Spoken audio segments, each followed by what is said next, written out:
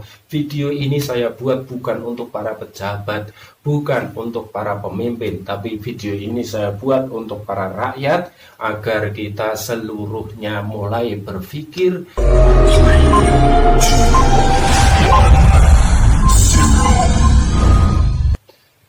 Assalamualaikum warahmatullahi wabarakatuh. Bismillahirrahmanirrahim. Alhamdulillah wa syukranillah, la haula wa la quwata illa billah, amma ba'da. Pemirsa dimanapun saudaraku berada, selamat menjalankan ibadah puasa. Masih 1 hari lagi di bulan Ramadan tahun 2021 ini insyaallah. Dan kita menunggu pengumuman resmi dari negara, dari pemerintah tentang hari apa kita melaksanakan Hari Raya Idul Fitri dan menuju kepada kemenangan. Saudaraku yang dirahmati Allah, silahkan bagi yang belum subscribe channel kami Dai Alam, silahkan subscribe dulu. Jangan lupa aktifkan tombol lonceng agar selalu tahu update video kami tentang usaha perkebunan, dakwah, sekaligus komentar kejadian nasional. Untuk kali ini saudaraku yang dirahmati Allah, sebetulnya semua orang muslim ini akan ikut berbicara. Saya pun sebetulnya tidak akan membuat konten video tentang hal ini. Akan tetapi nurani saya pun tidak bisa untuk diam, takut di hadapan Allah nanti saya dipertanyakan apa kontribusimu untuk melakukan dakwah di Indonesia, khususnya tempat saya tinggal ini, saudaraku.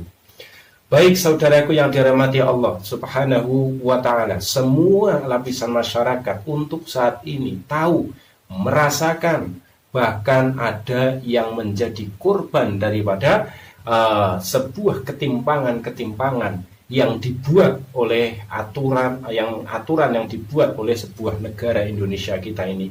Maka kenapa ketimpangan-ketimpangan ini kalau kita rasakan terus berlanjut dan berlanjut, maka tidak sedikit pula para ahli yang mengatakan bahwa ini adalah sistematis. Maka saudaraku yang dirahmati Allah, saya akan kembali kepada agama kita, Islam. Ketimpangan yang paling saya rasakan saat ini begitu menggugah perasaan hati kita umat Islam, yaitu tentang apa? Promosinya, pidatonya beliau Presiden Indonesia Joko Widodo. Bagaimana seorang presiden ini yang beragama Islam, beliau beragama Islam, tentunya tahu apa yang dilarang di dalam Islam, tentang halal, tentang haram, tentunya tahu, kecuali memang disengaja. Apa? Bipang ambawang, bipang ambawang. Bagaimana mungkin seorang presiden bisa mengarahkan masyarakat untuk merayakan Idul Fitri, untuk membeli makanan dan bipang disebut di dalam pidato beliau. Walaupun setelah pidato beliau itu viral, kemudian muncul 1000 bahasa untuk membela beliau ini, untuk membela, entah itu membela dengan bahasa bipang lebih bahaya mana, bipang dengan korupsi, entah dengan membela salah ketik, entah dengan membela bagaimanapun. Ini adalah suatu pecutan yang menyakitkan sekali di hati kaum muslimin, apalagi yang berbicara adalah seorang yang beragama Islam. Saya tidak bicara muslim karena muslim adalah berserah diri kepada Allah. Ketika orang sudah berserah diri kepada Allah, maka akal fikir dan hatinya akan selalu terjaga. Tidak mungkin akan mengarahkan hal yang semacam itu tadi. Maka saudaraku yang dirahmati Allah Subhanahu wa ta'ala, sebetulnya tidak cuma ini. Di tengah-tengah bagaimana pemerintahan ini melarang warga negaranya Indonesia, warga masyarakat untuk tidak mudik, dan melakukan petugasnya ini para kepolisian dan TNI berpadu melakukan sekat-sekat di setiap kota, banyak yang untuk dikembalikan lagi. Maka di sisi lainnya pun ketimpangan yang luar biasa, warga negara Cina masuk melalui bandara, bahkan jumlahnya juga bukan cuma puluhan tapi ratusan. Ini juga terjadi. Bahkan dengan PD-nya, dengan bangganya pihak pemerintahan kita ini mengatakan warga negara Cina ini sudah sesuai dengan prosedur COVID, ya, sudah prosedur kesehatan, walaupun masih muncul berita juga 2 orang dari WNA terkonfirmasi positif COVID. Ketimpangan bagaimana? Apakah negara, apakah pemerintahan kita ini, negara yang kita cintai ini berat sebelah atau tidak punya perasaan atau bagaimana? Kita juga tidak tahu. Karena apa? Hari raya memang betul untuk menangani COVID, hari raya harus diperkecil kegiatannya. Itu memang betul. Tapi seandainya masih punya rasa, punya hati, maka sebetulnya ditutup saja untuk luar negerinya. WNA, warga negara Cina, ditutup kenapa? Sampai Lebaran dan lain-lain.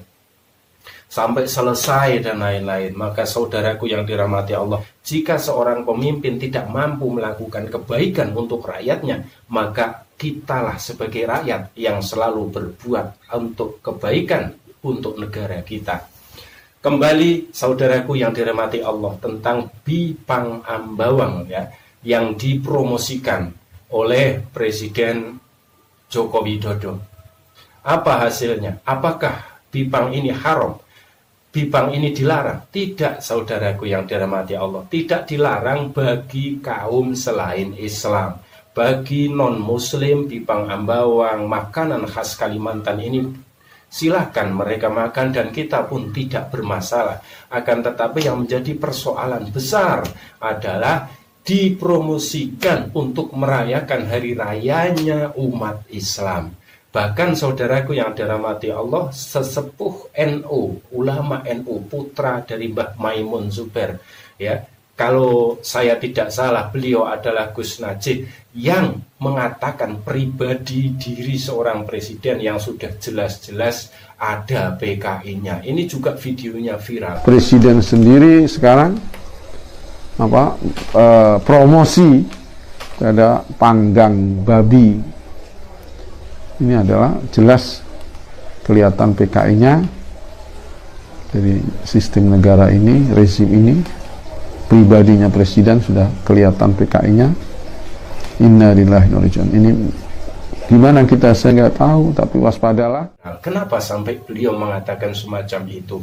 Karena memang seolah-olah ketimpangan-ketimpangan ini tidak ada penyeimbang, ya. Tidak ada penyeimbang, hanya rakyat saja yang selalu mengatakan kritikan.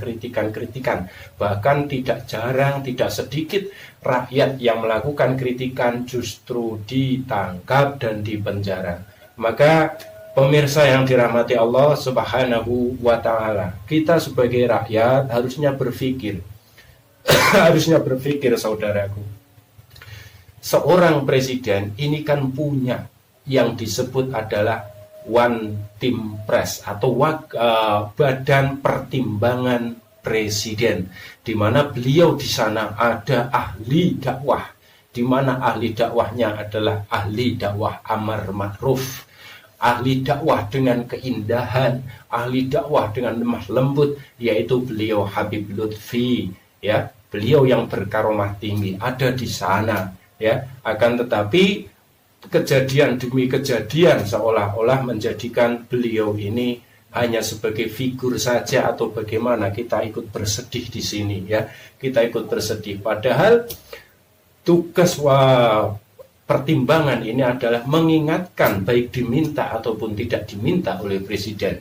Maka saudaraku yang dirahmati Allah, di sana pun wakil rakyat sebetulnya ada, yaitu DPR, Dewan Perwakilan Rakyat.